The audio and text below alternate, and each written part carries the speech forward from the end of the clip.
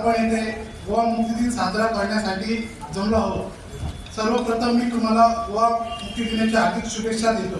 सुमारे 450 वर्षाच्या पोर्तुगीज जुलमी राजवटीतून आपला गोवा 19 डिसेंबर 1961 साली मुक्त झाला।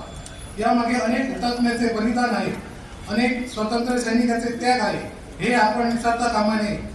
त्यांच्या प्रयत्नाची व धैर्याची पावती देण्याचा हा दिवस आहे। पोर्तुगीजांनी गोव्यातील जनतेवर खूप अत्याचार केले। पोर्तुगीजांच्या या अत्याचारात गोव्यातील लोक कंटाळले होते।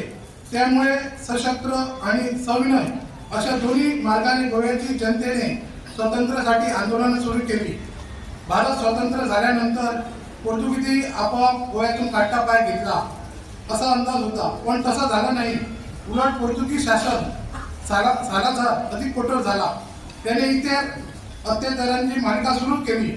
पोर्तुगीजाविरुद्ध उठाव होऊ नये म्हणून कडक निर्बंध टाकले।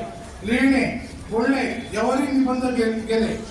भारतीय सैन्याचे ऑपरेशन विजय राबवत गोवा मुक्त केला, म्हणून आजचा दिवस गोवा मोठ्या उत्साहाने साजरा करीत आहे। स्वातंत्र्याशिवाय जीवन हे आत्मशिवाय शरीरासारखे आहे आणि आज स्वातंत्र्यवीराचे बलिदान त्यागामुळे आज स्वतंत्र उपभोग आहे। पोर्तुगीजाच्या राज्यवटीतून मुक्त होण्यासाठी गोव्याने प्रचंड संघर्ष पाहिला आहे। त्यामुळे गोवा मुक्ती दिन साजरा करण्याचे खूप महत्त्व आहे। त्याचप्रमाणे हा दिवस भारतीय सशस्त्र दलाची आणि महत्त्व अधोरेखित करते। गोवा उत्कृष्ट दर्जाने गजबजलेला आहे। गोवा मुक्ती दिन नंतर गोवा राज्याचे भाग्यविधाते, राज्याचे पहिले मुख्यमंत्री स्वर्गीय भाऊसाहेब बांदोडकर यांच्या नेतृत्वाखाली गोवा राज्याने पुढील मार्गक्रमण प्रगती साधली।